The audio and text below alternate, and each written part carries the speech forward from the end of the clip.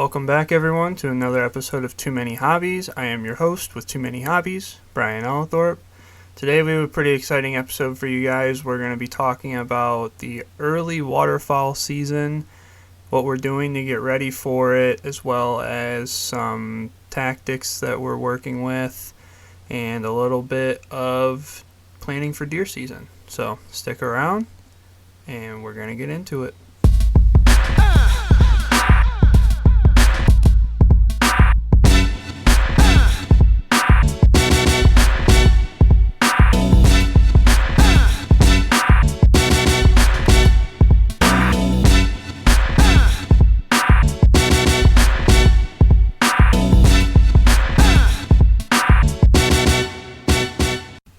Alright guys, I just wanted to jump on here, record a quick podcast about early season waterfowl and dove, just kind of talk about some of the points and things that I'm doing in the early season or before the early season to get ready for it and kind of get the ball rolling for some of you that might be thinking about things to be doing before the season starts, or if this is your first season, put the seed in your head of some things that you should be doing to be successful in this early season. So I think that the biggest thing to do for early season success is scouting. And now that applies to not just the early season, but it is crucial in the early season just because we have so many birds that have been sitting here untouched all summer, especially geese. If you're an early season goose hunter like myself, you know that these birds don't just stick around in one area unless it's a city park or something like that, but these birds are moving all over the place, and they've just gotten done raising the babies. You've got a lot of new birds in your area. You should be doing your homework determining what these birds are doing, and that's where your scouting is going to come into play. But not only that, you need to be sitting there and watching the patterns of these birds. Now, if it's teal, you need to find what holes they're dumping into. They're moving around a lot more than the geese are. So you need to pattern them, see what's in the area, not just the immediate area, but also anywhere that is a viable hunting spot, and figure out if you're in their flight path, whether you're on a lakeside or a giant marsh, refuge, pothole, whatever it is. You have to do your homework and figure out what these birds are doing. Now, as far as dove hunting goes, pretty much if you can just find a group of birds, they don't really move around all that much. If you can find good vegetation, something with a lot of seeds in it, that's what these birds are going to be feeding on. And I think we all like to shoot doves, but we like shooting bigger birds when we have the chance. So for me, I'm going to be capitalizing on the geese. I do it every year. I kind of focus on geese.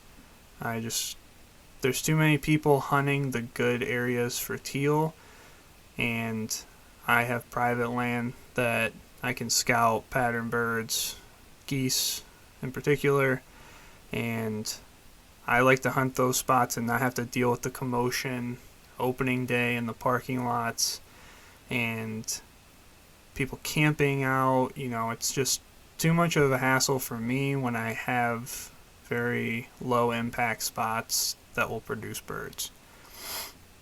So, main point here is do your scouting. We're 2 weeks out from the season, guys, and we can't afford to not do our homework, not get out there and be looking for birds if we want to be successful on opening day.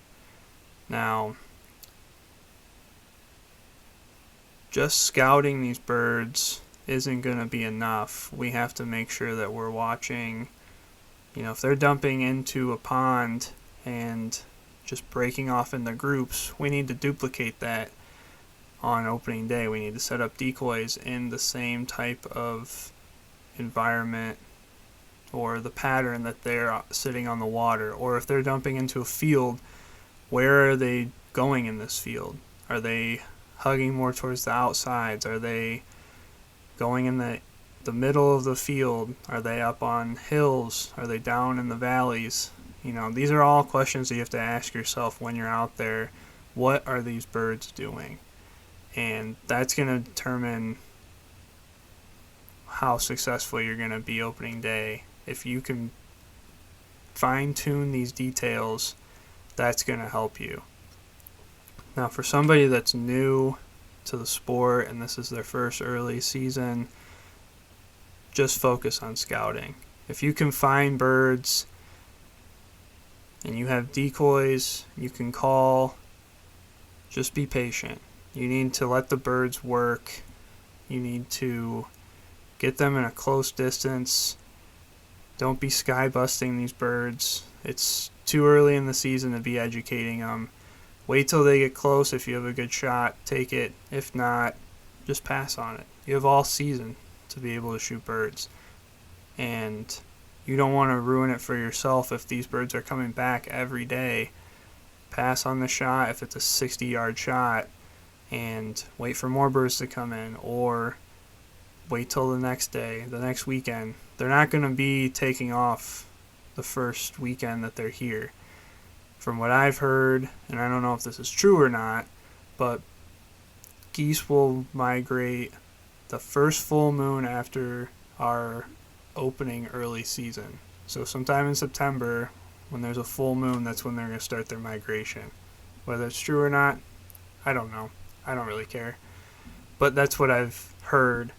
And it's not a bad rule of thumb to be watching moon phases, to be watching the weather, and seeing if that plays into these birds. I mean, if you start hunting or scouting a full month in advance, you're going to be able to go through all the moon phases. You're going to see, especially in our area in August, at the beginning of August it is very hot. By the end of August it's going to cool down. So if you can watch what patterns change as the temperature adjusts, that's also going to help you. If you get out there on opening day and it's going to be 85 degrees and it was 65 degrees overnight, and every time that you've come there in the morning to watch birds work, it's been 65, 70 degrees in the morning, you can play that to your advantage.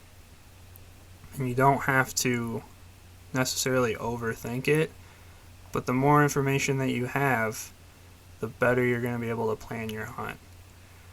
And that's also a big part of the early season, is planning what you're going to do. You're not the only one out there scouting. Depending on your area, there could be 20 people watching the same pothole that you are, or there could be nobody watching the entire marsh that you're looking at. And if you know those details, you can set yourself up for success and also help yourself out by, maybe you don't have to walk all the way to the back of the marsh to get a spot, and by the time you get out there you're sweating, you have to take your layers off, you're getting eaten alive by mosquitoes. Help yourself out if you can. And make sure that if there's a lot of people watching the same areas as you, you might want to think about camping out. You might want to think about getting up at 1 a.m. It just depends on how important it is to you that you find, or that you get the spot that you've been watching. And I know in my experience that the spots around me that are good teal hunting spots, people are going to be camping there either the night before, maybe even some people on Thursday, just to get that spot. And that doesn't really matter to me as much if I'm not going to be shooting teal. If I can find spots that I have available to me where I don't have to, necessarily ruin my next day by staying up all night and getting eaten alive by mosquitoes, I'm not gonna start my season off that way. But there's a lot of people that do, and if it pays off and that's the kind of hunt you want to go for, do it. But you can help yourself out, you can be smart about it, and still have a successful hunt. Now, strategies as far as, early season geese, teal, doves. For doves, for the most part, if you can set up decoys in a tree, and like a pretty barren tree that they can see the decoys, and if you have access to a spinner, or if not, they'll probably still see the decoys and land there. But just try and find a spot that there's a lot of dove in the area. That'll help you out for at least dove hunting. Now, for geese and teal, you're going to have two different ends of the spectrum as far as goose placement and decoys, because you're not going to need 5 dozen teal decoys. You might only need a dozen teal decoys and a spinner to be successful. And if you've got a big pocket, these teal aren't going to be sitting out in the middle of the pocket. They're not going to be dumping in there. If you watch teal, or at least the teal that I watch, they land towards the edges. They like to be on the edges of the potholes.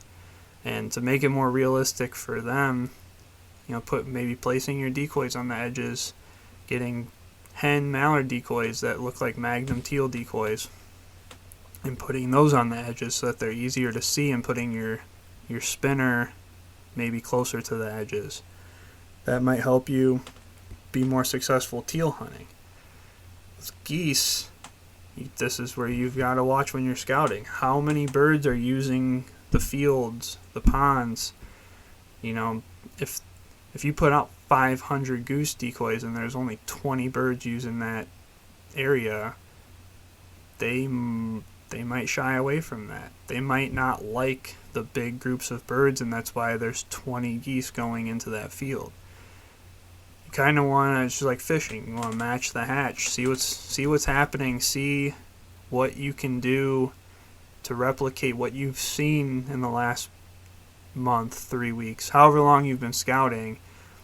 If you see repetitive patterns in these spots that you want to hunt, try to duplicate that. If there's more birds that are sitting on the water all day, you don't want to put 5 dozen full bodies on shore. Or if you're in a field and these birds are landing in the water and then coming up on shore and nothing's loafing out in the ponds, set up most of your decoys on the shore, in the field, or whatever is butting up against the water, and put panel blinds, layout blinds on the edge, and watch these birds dump in. Like you might be able to get away with putting 4 floater goose decoys out, aim them towards the shore, make it look like they're swimming towards shore, and then have a bunch of your decoys feeding or standing in the field, and that's going to probably be your best bet if that's what you're seeing. So it's not a lot of technicality, it's just more detail oriented. You need to make sure that you're matching what you're seeing when you're scouting. That's the whole point of scouting, is to see what patterns you can come up with that you're going to be able to replicate opening day. And if you do that, you're going to be way more successful than somebody that goes, well, my uncle has a pond, I'm just going to go sit out on the edge of it and not use a blind and throw out half a dozen goose floaters. That person might shoot birds. Most likely not. If they don't know what's happening there, then they're just going in blind. I like to be able to know what to expect that day. And I've had times that I've scouted and seen a bunch of birds, and then I show up opening day, don't shoot anything, shoot 1, shoot 2. I've had days where I scout and exactly what I see happens. All of these birds come in, you lay out a bunch of them, and that's the difference between having a successful opening day and not is just putting in a little bit of effort. And if you can find private spots that you can sit on for a while, more power to you. Just find spots that you can hunt. Find areas that you're going to be successful. And I know I've just been repeating that over and over, but that is the point. That's what you want to do. You can't just always go in blind and expect to be successful. You have to put in work. I mean, how many shows do you watch where it's just a group of people show up in the Midwest? They don't go straight out to a field. They drive hundreds of miles with binoculars looking for feeds, looking for fields, looking for potholes, getting permission if they have to, and that's the reason why they're on the show. They're the ones that have been so successful because they put in the work. It's no different for anybody else that's hunting. You can be that successful if you put in the work. And those are going to be the people that don't have to text their friends and say, "Hey, I want to hunt tomorrow. What do you got?" Nobody likes that. And it's just, the excitement of this time of year. We're getting into hunting season. Depending on what you are available to do, you're putting in a lot of effort. You're shooting clays. You're training your dog. You're doing all of this stuff. Why do you want to put in all of this effort, get this excited just to be let down on opening day? Don't do it. Now, aside from all the scouting and everything, it's also a good time to start getting our gear in order. So if you have goose decoys that got wrapped up in, the mud from the late season, or, they're just dusty, dirty from sitting around, clean them off, get everything kind of lined up, ready to go. If you've got full bodies that go in bags, you got floaters that go in bags, clean out the bags, get them ready, get them organized. If you've got new decoys that you're using for the season, like I know I have some real geese silhouettes that I still need to put stakes in and get those in a bag. Layout blinds that maybe you have a new layout blind that needs to be mudded down, get that glare off of it. I have panel blinds that need brushed in, layout blinds that'll need brushed in. There's just a lot of stuff aside from the actual hunt itself, but your equipment also needs to be ready to go for this season. And it doesn't need to be a lot of time that you spend on that. Maybe you've got some floaters that need new weights. There's all this stuff that happens to our gear when we push it so hard during the season that we just need to take that moment a couple days to just take a step back, look at our gear, assess it, make sure that it's ready to go on opening day so we're not out there fumbling around with stuff or chasing down floaters that don't have lines on them, or floaters with holes in them, teal decoys that have holes in them or they don't have lines. There's always gear that needs to be maintained, and while it's warm, it's a good time to get everything cleaned off and ready to go for the season. Even your regular season gear should be ready to go. You still got time between early season and the regular season, but you might have other things going on. Now is just a good time to assess your gear, see what you need to buy, see what you can sell to get new gear. Just take the time to look at your gear, look it all over, make sure everything's ready to go, make sure your waders don't have a hole in them. That would be a terrible thing to get out into the marsh opening day and be sitting in a puddle inside your waders. That would suck. So take the time, look over your gear, and make yourself aware of everything that you could possibly need for the season, and see if you can find some used deals on gear new deals on gear right now. There's so many websites that are doing sales for early season. Take advantage of it, because if you wait around and hope that it's going to come back before the regular season, you could be pretty disappointed.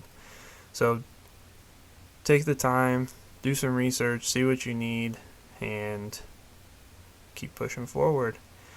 You know, some of us are going to be getting ready for deer season as well, and hopefully if you're looking to put in food plots, those should already be put in. Myself, I'm just clearing brush, putting down corn, mineral blocks, things like that. Like I've said before, I'm not a huge deer hunter, but our deer season opens up 3 weeks before our duck season starts, so it's a good time to take advantage of getting a deer on the ground before chasing ducks, and gives you something to do before the regular season starts. I'm lucky enough to have my deer hunting land in my backyard, so it's pretty easy to maintain that. You can clear out brush and put out feed every other day or whatever, and check trail cameras. But that's about it for, early season talk. Maybe next week we can get back on and talk about some things that I've found, or if anybody has any suggestions on what to talk about, let me know. Anything you want to hear. Hopefully there was some useful information in there for you guys. Like I said, I just wanted to jump on and do a short podcast episode about early season while it's fresh on my mind. And yeah, gonna get out tomorrow, do some fishing, then spend the weekend working on some gear, driving around. Hopefully you guys can find some spots if that's what you're looking for. You can find some birds and just stick with it. It's going to be here before we know it, so appreciate you guys tuning in. Check us out on now YouTube. We have YouTube channel with all the episodes listed there. Apple, iTunes, or Apple Podcast, Spotify, Google Podcast, Stitcher. Check us out. Leave us a review. That would be appreciated. That will help us rank in iTunes and Google Podcasts.